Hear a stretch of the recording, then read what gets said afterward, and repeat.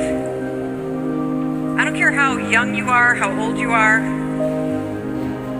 I want to turn the tables back on you. I want you to think about where you've been. I want you to think about, why are you here? There is a new chapter starting in your life, in your business, in your relationships, and it's going to start right now. So what is it? You know, I've been thinking about this a lot because I'm in the middle of starting a new chapter. I've been thinking, I don't know how many of you know me or know my story, but I'm going to tell you a little bit about it. The last chapter of my life, my professional life, started about 6 years ago. So 6 years ago, I gave this TED Talk, this TEDx talk. And, you know, by the way, this was the first time I had ever given a speech. So this is, if you want to see what it looks like for somebody to have a 21-minute long panic attack, this is a great speech to watch. And, you know, what was I talking about? Well, you know, I was asked to come and talk about how I had changed my career so many times, because I had been the kind of person that really could never figure out what the heck I should do with my life. I had gone to law school because I couldn't figure out what to do. I practiced criminal defense for a long time. Then I went into corporate litigation. Then I went into the .com scene. Then I got into the entrepreneurial scene. Then I got into the coaching scene. Then I got into the media business, and I was a syndicated talk show host on the radio for a while. And then I worked for CNN, and I never thought I would be a speaker. Never in a million years. So I was giving this talk, and it was a talk more about how you change. And at the end, I let a little secret slip. You see, I had discovered something at a terrible time in my life. How many of you know what the 5-second rule is? Not the one with the food on the floor, you know, where you drop it. Okay, great. Thank you for raising your hands. If you'll just give me a couple minutes, I'm gonna bring everybody else into the party that didn't raise their hand. So in 2008, my husband's restaurant business started going under, and it took our house, our entire life savings, and almost our marriage with it. And thankfully, it didn't take the marriage, but it took all the money. And at the time, I was also unemployed, and I was facing an issue where I just felt like shit about myself, excuse the word. But I did. Have you ever felt that way? Yeah. The alarm would go off in the morning, and all I could think about are all the things that were wrong with my life. You ever wake up and you feel that sense of dread? You got a job you hate going to? You got a body that you don't like? You just don't feel that good? Well, that was me every single morning. And I was also doing making a lot of decisions that were pretty bad. I was drinking a lot. I was not that nice to my husband. And I was really, really struggling because I was really scared. See, I was doing a lot of things that caused me pain because I was in a lot of pain. Well, what ended up happening is one night I was watching a commercial, and I saw this rocket ship launching, and I thought, oh my God, that's the answer.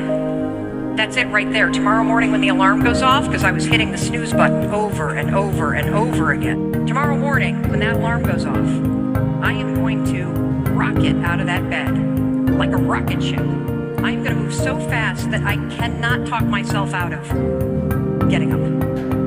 Now, it might have been the 4 Manhattans I had that night that gave me that dumb idea. But, you know, whatever. I'm going to take the inspiration where it comes. So the next morning, the alarm goes off, and I'll never forget this, you guys. It was a Tuesday. It was February. We had lost the kids' college savings. There was a lien on our house. Chris was sleeping on the couch. I was unemployed. I felt like the world's worst parent. I felt like just no confidence, no idea how I was going to dig myself out of this hole. The alarm goes off, and it was weird. It was like time suspended. Immediately, as I laid there in bed, I started thinking. I started thinking about all the things that were wrong. I started thinking about the dread that I felt. I started thinking about, another terrible day. I just don't have the energy for this. And then I did something I had never done before. I could feel the doubt close in as I was lying there thinking. I went 5, 4, 3, 2, 1. And I stood up and I was like, what the hell just happened? 5, 4, 3, 2, 1, that's the dumbest thing I've ever heard. The next morning, the alarm goes off. I didn't feel like getting up. Still had all the same problems. I went 5, 4, 3, 2, 1. I stood up. Now that I'm almost 50, when the alarm goes off at 2, or when the body alarm goes off and I have to go to the bathroom, I don't lay there and think about it. 5, 4, 3, 2, 1. I get up and go. Lying there, it's very hard to go back to sleep, isn't it? So a funny thing happened. As I started to use this stupid rule, okay? As I started to use this rule, I'm going to count backwards. 5, 4, 3, 2, 1, if I know I should do something. My whole life started to change. You see, what I'm about to prove to you today is that your entire life is happening in 5-second windows. That the secret to greater confidence, the secret to beating self-doubt, the secret to building that legacy, to being hungry, Wes was talking about. 5-second windows, 5-second decisions.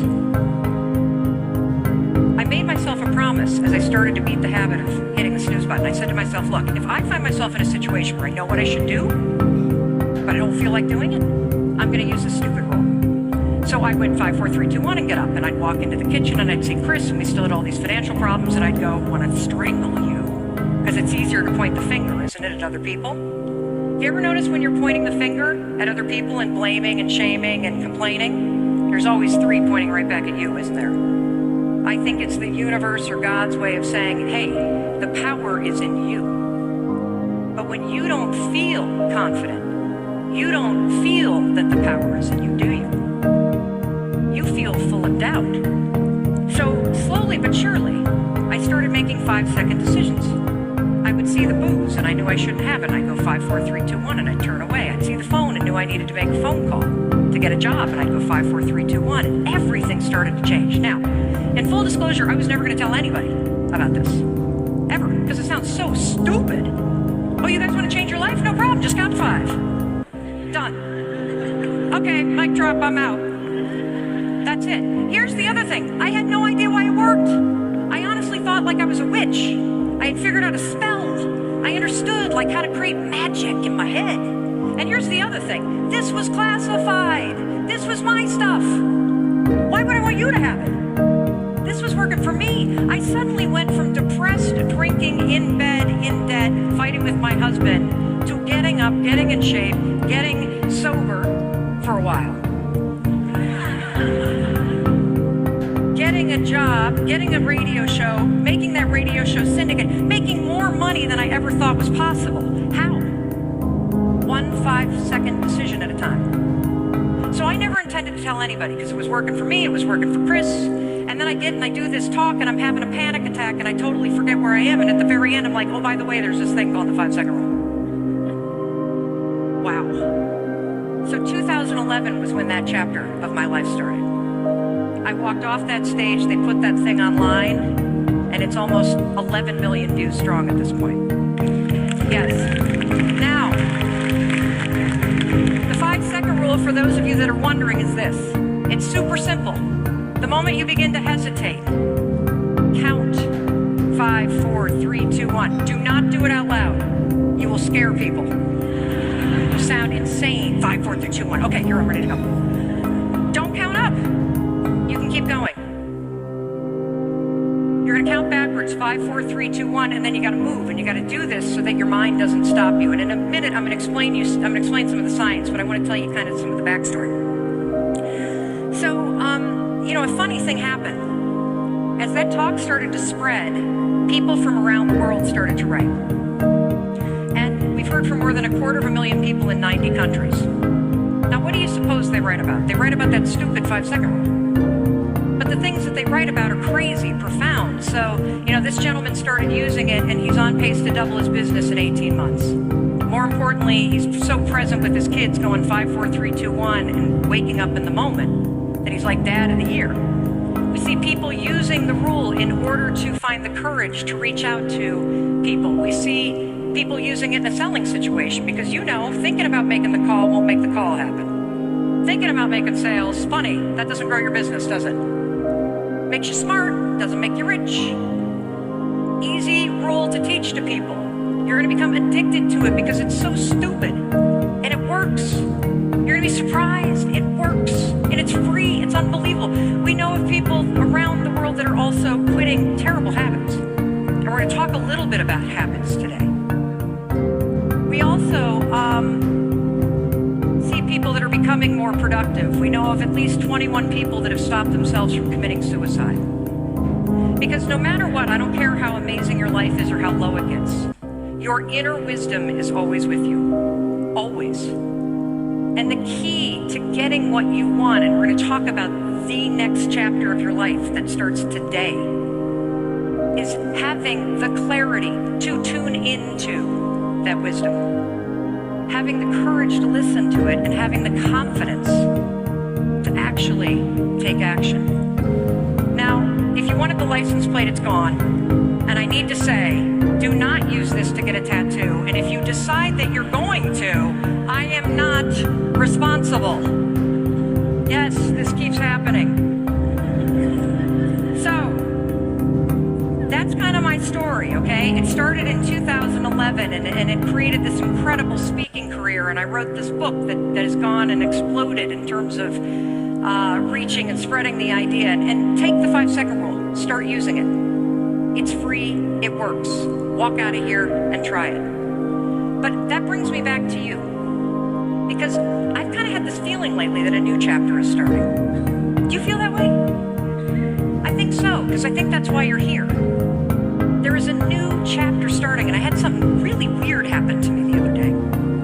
So the new chapter for me is all about doing more work where I can connect with people. Doing less work where I'm on a stage and I don't get to talk to people in terms of the exchange. You walk out of here, I may never see you again. I hope not. I hope not. But doing more work like creating courses and creating more content online so I can stay connected to you. So last week I did this course at Creative Live where I taught my first course 7 hours long live with them. It was terrifying, absolutely terrifying. And I had this sense, I said the night before, I said as we were there rehearsing before we were about to do this course, I feel like this is the beginning of a new chapter. I really do. And I'm one of those kind of weird people that I believe in signs. You see, I think that it's a sign that you're sitting here right now.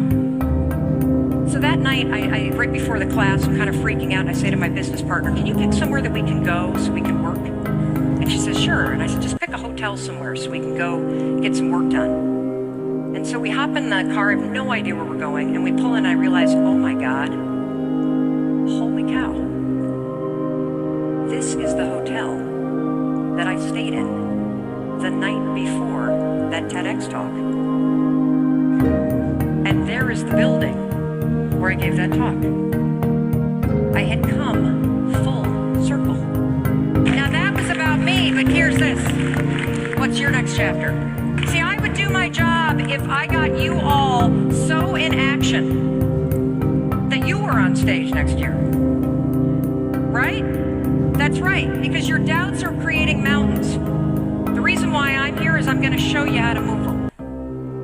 We're going to cover a couple things here. The title of the talk was Break the Habit of Self-Doubt and Rock Confidence. So what we're going to talk about is confidence. What is it? Because a lot of us don't understand it. I know I didn't understand it. I had not the real confidence, I had the fake kind. You know, the really bossy, annoying kind, where it was really driven by insecurity. What we want to talk about is real confidence. The other thing we're going to talk about is the habit of self-doubt. The habit of self-doubt. So believe it or not, self-doubt is a habit. It's a behavior, a thinking pattern that you repeat over and over, and then it becomes automated.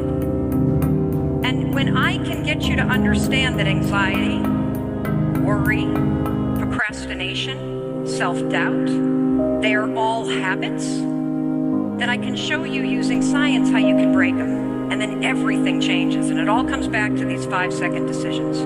If you had more confidence, how would your business and life change for the better? I'm going to tell you how mine had when I finally learned what confidence is and what it isn't. Number one, I know how to say no. How many of you have a hard time saying no? You have clients you can't stand. You have people that work for you that drain you. The ability to align your goals with values and actions. Fearless negotiator. Fearless. Greater self-control. By the way, let me stop there for a second because I believe that in today's world, this is the number one skill for you. Self-control. And we're going to give you tools today that are going to give it to you. You're going to make a lot more money, and you're going to be a happier human being. Absolutely, and I'm going to show you how to do it. We can talk about change all you want, but I'm the kind of person that's about real advice for real people, and that's going to require some real action. So as I'm talking, I want you to notice what are the physical sensations, the feelings that come up in your body. When I ask you, how would your life change if you had more confidence, and you have an answer, do you feel yourself shrinking?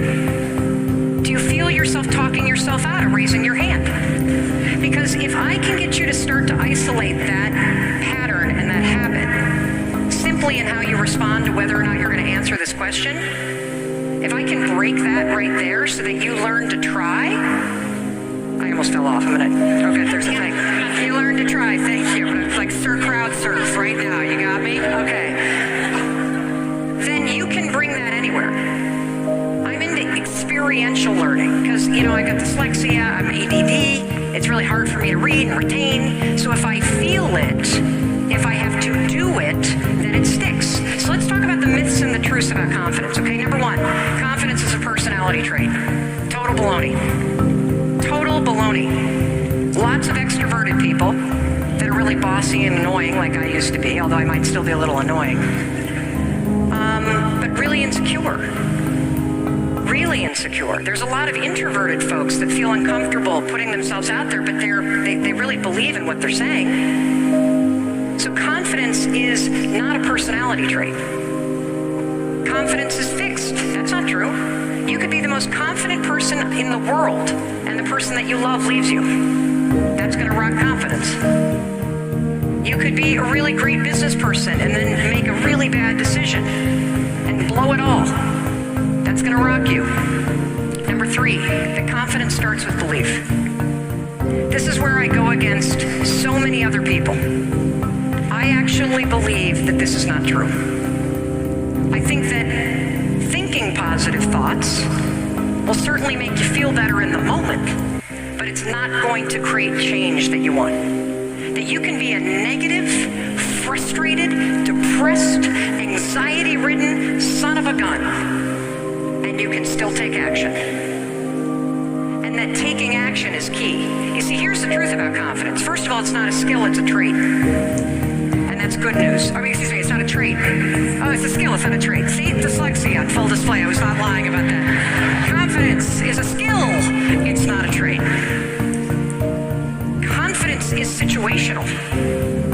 So there are areas of your life where you are confident, and then there are areas of your life where you have a ton of doubt. And here's the most important one. Confidence begins with action. Now, this is not something that I made up, and in a second I'm going to show you the science. I want you to write this quote down. If you have a problem that can be solved with action, you don't have a problem. So a lot of us talk about the problems that we have, but they're actually not problems. We're stuck in one of the traps of self-doubt. And that's what we're going to be talking about in just a second. But first, I want to show you how you build confidence. And let's look at the research, because there's really, really strong research on this. If you want more information on this, just Google the confidence competency loop. The confidence competency loop. Let me show you what this is. So basically, if you try something, he's either going to succeed or he's going to survive. Now, what happens if you survive it? Like you really blow it, but you survive it. Well, you learn something. And then when you learn something, what are you doing? You're building skills. And when you're building skills at something, what are you gaining? Competency. All competency means is that by learning something over and over and over again, you have to do less thinking about it. So you don't have time to get anxious. Just like me in the bed. I had time to lay there, so I was thinking about all my problems. The more you do something, the more that you try, the more you build skill and competency, and that is where confidence comes. So I want you to walk out of here not only with the 5, 4, 3, 2, 1.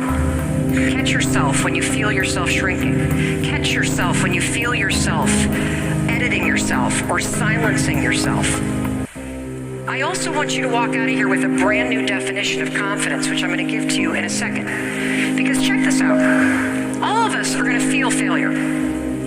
Let me show you what happens when you are afraid of failing, when you're fearing it. First of all, you're going to start thinking, aren't you? Ooh, I don't know if I want to give a speech. I might be really bad at it. Then I don't want to talk about it. Not really sure. Am I ready? Am I not ready? Should I wear the tennis shoes? Should I wear the heels? Should I not do this? Should I do this? Yourself. And this becomes this loop. This is what researchers call a habit loop. We're going to get more into this. This is a chunk of behavior that gets encoded in this part of your brain. You see, you're not a doubter. You have a habit of doing it. The same is true, by the way, when you feel nervous. You start overthinking. The same is true when you start feeling insecure. The same is true when you feel like a fake. The same is true when you start to get overwhelmed. The same is true when you start to fear rejection. All of those things, normal. It's normal to be afraid of being rejected. It sucks. It's normal to feel nervous. These feelings are normal. Acting nervous is a choice. There's only one way to break a habit loop. You have to insert a different behavior. Pretty neat, huh? See, we spend way too much time with the red arrows. I gotta be fearless. I can't ever worry. It's terrible to feel like a fake. No, it's not. It's normal. In fact, you're going to. When you first relaunch your eco-adventure company, you're gonna feel like a fake. That is normal. Acting like one is choice. So the only way to break the habit of self-doubt thinking is to take action. And what action are you going to take? 5, 4, 3, 2, 1. And that, if you do it over and over, puts a new habit in place. This is how you build confidence, 1 5-second decision at a time. Let me show you a little bit more science. So right here is your brain. And the red part right there, that's the basal ganglia. That's where all your habit loops get encoded. Everything that you do that you don't think about. Worrying. Let me give you another example. When you put on your pants, do you put your right or your left leg in first? You're thinking about it, aren't you? You don't when you pull your jeans on. It's a pattern of behavior that is right here. Here's the other problem. This is also where worry is. This is where anxiety is. This is where depression is. This is where self-doubt is. It's all right here. This is where procrastination is. What happens when you go 5, 4, 3, 2, 1 is you activate the prefrontal cortex, which you know is the part of the brain that you need for strategic thinking, for acting with courage, for changing. So the truth is, in 5 seconds, you can change anything, and that changes everything. And I want you to understand that to feel more confident about the things that you want to do in your next chapter, it begins with being willing to try. So if confidence is the decision to try, because I also like the idea of you not thinking that the big topics like confidence are about how you feel. I want to make them action-based, because you can't control how you feel at times, but you can always choose how you act. So if confidence is the decision to try, here's the definition of self-doubt. It's the decision not to. See, one of the things that I've come to realize is that when you talk about self-doubt, it's such a big term that you tend to think that it's just nothing that you can control. But what if you started to consider that self-doubt is actually a decision? It's going to give you a lot of power. Now remember, I told you that your doubts create mountains and your actions move them. So let me show you the 4 traps of self-doubt. This is really incredible stuff. So the 4 traps of self-doubt, because I just said confidence is about an action. Self-doubt is a decision not to try. And there are 4 ways, 4 actions that we all engage in that are you deciding not to try. Here they are. Hesitating, hiding, hypercritical, and helplessness. So I'm going to unpack these for you, and I want you to be thinking for a minute. I want you to think about that next chapter. And as I roll these out, I want you to think about, are you stuck in this? And by the way, I can relate to every single one of these. So when I think about the next chapter of getting into throwing events and creating more and more courses and doing bigger and bigger things, I can see myself in every single one of these, okay? So this is normal stuff, and when you start to break it apart, now you got the power to change it. So hesitation, what does this look like? First of all, it's triggered by uncertainty. So if you feel uncertain about the changes that you want to make, you're going to fall into this trap. You're going to start hesitating. You're going to find yourself waiting. You're going to start overthinking. You're going to want your work to be perfect. Who is struggling with hesitation right now? Okay, come on up here. Kelly Jo, hop up. Can you climb up there? Yeah, get up here. Let's go. Oh, we'll go this way. I'm not gonna lie to you. I visualize this. You visualize. She visualized. We give her a round of applause, please. Is this the mic? Where's the mic? Oh, here's the mic. Round of applause, please. It's like, yes, thank you. Okay. You're gonna pee your pants. This would be amazing. Because normally it's me doing that on stage. Hi. Okay, hi. So what is the next chapter that you want in your life? Like, what is it that you're working on? Well, it was this right now, to be up here. What do you mean? I wanted this conference to stand on this stage. And then, because I have stage fright, it terrifies the shit out of me right now. My voice is quivering. Now, interesting. What's happening in your body? My voice is shaking. What else? I feel like my chest is going to cave in. What else? I'm really hot. Are you sweating yet? Nope, but my head hurt. No, I don't think Clammy hands? Yeah. Tightness in the throat? Very much. How many of you kind of feel that for her? Yes, those are your mirror neurons, kind of. Now, you can feel all of that stuff, and you can take action. This is exactly what I'm talking about. So what is it that you really want to do that you're hesitating? Which one? If you wait, do you overthink? Which one are you doing? Uncertainty. Yeah. Uncertainty. Overthinking. So what do you want to create? What's the next chapter for you? I want to give a voice to kids that have been sexually abused and let them know that they can talk about it. Wow. Now, how are you hesitating? How are you stuck in this trap? What are the things that you're doing? Tell on yourself. Well, I didn't know that was going to be my answer until just now. But I honestly have no idea right now. Right now, I can hardly see him. I'm so excited. Okay, that's okay. Okay, so come back to me. So, what are the things that you do that stop you from moving forward? I get scared that I'm not going to be able to provide for my kids. Okay. What do you currently do? I work in sales. Okay. And so you basically tell yourself a story, you're overthinking that if I do this, then like it's one or the other. No, I mean, like, I kick ass in sales. Great. I can do that wonderfully. Like, okay. It's just who I am. This right here, standing here and feeling like my story is important, is not easy. Because you're a survivor too? Yes. So am I.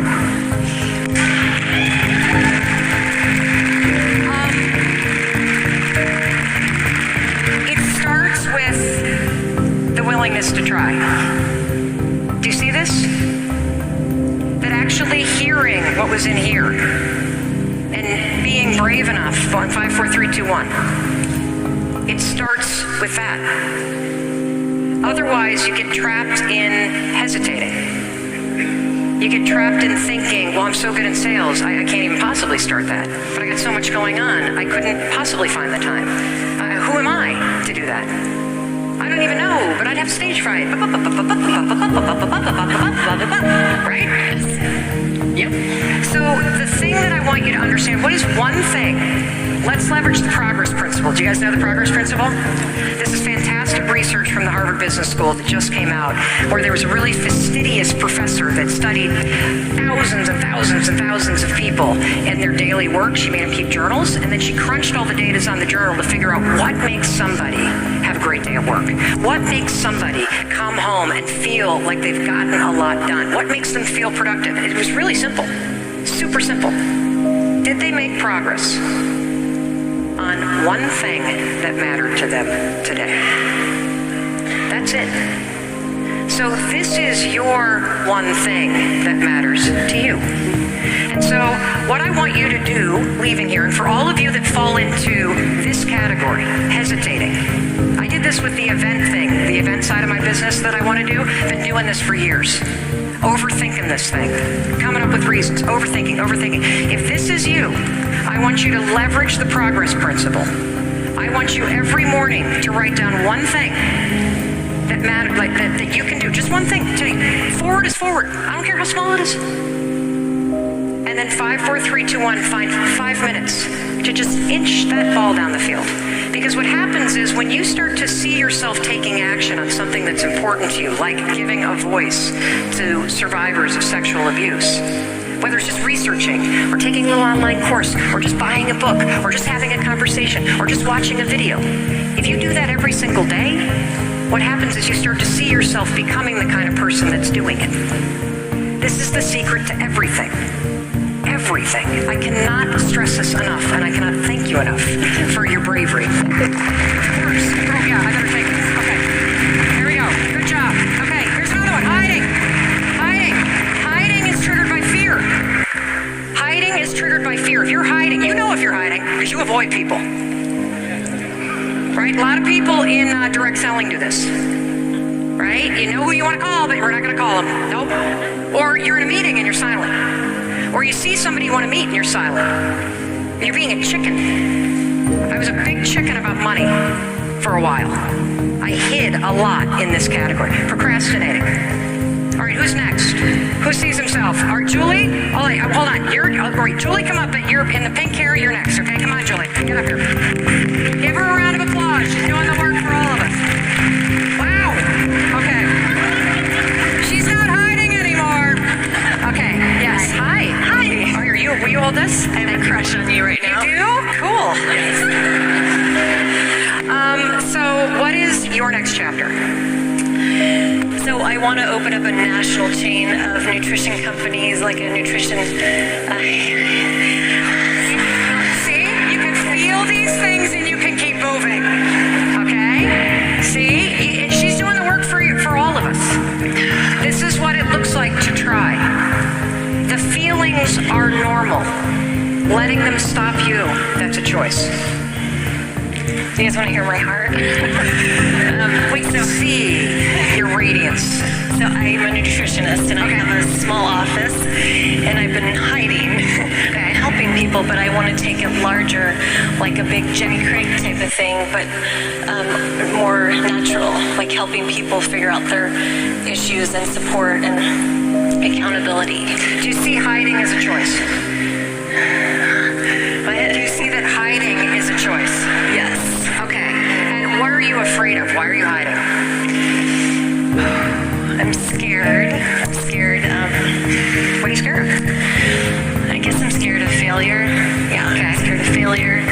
And I'm afraid my life is going to change and I'll be so busy that I won't be able to go on vacation or hang out with my kids. Yeah, who can relate to that? Yeah. You know what's so interesting about that is that when you're afraid of failure and you don't take action, you kind of feel like a failure, don't you? Because your dream haunts you a little bit. Yeah. So the thing that you're most afraid of, you've already got. Because you're really struggling underneath this big dream that you have. So in terms of hiding, so if you're somebody that hides, the key is literally baby steps. The other thing that I'm going to tell you about the hiding self-doubt trap is that you're always going to be terrified. It's always going to feel like a big deal. And so expect it to. Okay? Expect it to. So the other thing I want you to do is, because the other thing that people do that hide is, do you hear how big it is? Did you hear national chain? Now that is the dream. But what could the next chapter be that's not so scary? Local. So let's start with, I want you leaving here, and the next chapter of your life is actually launching the first prototype. Does that make sense? Now, what is something that you can do tomorrow that would force you out of your shell and to not hide, to inch forward? One action. Toward a local. Find a location or research, do some sort of research on the building or how that would play. Yes, this is exactly right. You don't know. I don't know. You're building competency. You don't know. How do you figure it out? You push yourself to try. And it doesn't matter what you try. You got to look at buildings, you got to look at other concepts, you got to read a book on the business, you got to talk to people in the business. This is what's so exciting about the next chapter. You're going to figure it out. Got it? Okay, good. Give her a round of applause. I love you. All right. You're welcome. All right, let me give you the other one. And then we'll bring you up. You can come up while I explain this. Okay, so the next one. Hypercritical. So this is when you lawyer things to death. This is when you argue against yourself. And this is usually triggered by past failures. So if you're somebody that got burnt in a relationship and you're busy arguing, I'm not doing online dating. I'm never dating again. If you got burnt in business and you are worried about starting again, you argue against yourself. So there are things that are opportunities, and yet you're the one that's so critical. And if this isn't you, it might be somebody in your life where you see the greatness in them and they're like, I don't know. And you always focus on the reasons why you can't. Like you can't even see the possibility. You fixate on what could go wrong. Your stress has an edge to it. So hiding is quiet and avoiding. Hesitating is very busy. This has an edge. Okay, come on up. Here. Give her a round of applause. Hi, how are you? Nice to meet you. Come on over here. Let's go in the middle so everybody can see you. Okay. So what is it that you would like to change? What's your next chapter? My next chapter is actually moving forward. I've taken a huge leap and I've left my full-time job without really any kind of a financial plan in place. Like my family does not have health insurance right now. And I'm in direct sales and also building a business that I'm not exactly sure where it's going right now, but it has been in the making for 20 years. Like literally, I took my profession that took me off to the side. Well, let me ask you, what are you doing to get in your own way? Where is the trap of self-doubt, whether it's hiding, hesitating, being hypercritical? It's hesitating and hypercritical. Okay. And I'm staying too busy to focus on continuing to make that. So what is the one thing that you need to be doing? So for those of you that are arguing against yourself, you're hypercritical, you're negative, I guarantee you, you know the thing that you need to be doing. It might be cold calls. It might be getting out there more and talking about your business. This one we see a lot in people trying to build a direct selling business.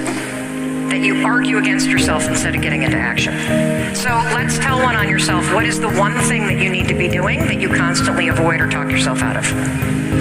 I'm not getting out there and recruiting and building my team because I'm afraid. I'm afraid that I haven't provided enough for my family and the people that I already have. And so I just tell myself I really don't deserve to have more because I'm not taking care of what I currently have. That must be paralyzing. Yeah. Okay, so you've got two choices, and you're going to make a decision right now. You're either going to go get a job so that you don't have that excuse anymore. That's option A. Or you're going to, every time you catch you're going to make a little plan in the morning of the things you need to do, and you know exactly what they are. And when you catch yourself shrinking, hiding, complaining, you're going to go 5, 4, 3, 2, 1. Because in 5 seconds flat, self-doubt, procrastination can derail you, or you can step in and push yourself forward. Door number A, find a job, and therefore we remove the excuse. Or door number B, give yourself a timeline. You got 2 months to get this done. And every day you are going to push yourself. What's your choice? 5, 4, 3, 2, 1, let's go. Every day, make a choice, move forward. Great, I want you to do this for 2 months. If after 2 months you have not made this happen, you need to get a job so that you are providing the insurance for your family. But I want to give you a 2-month runway to absolutely crush it. You got it? Got it. Good, okay, excellent. All right, final one.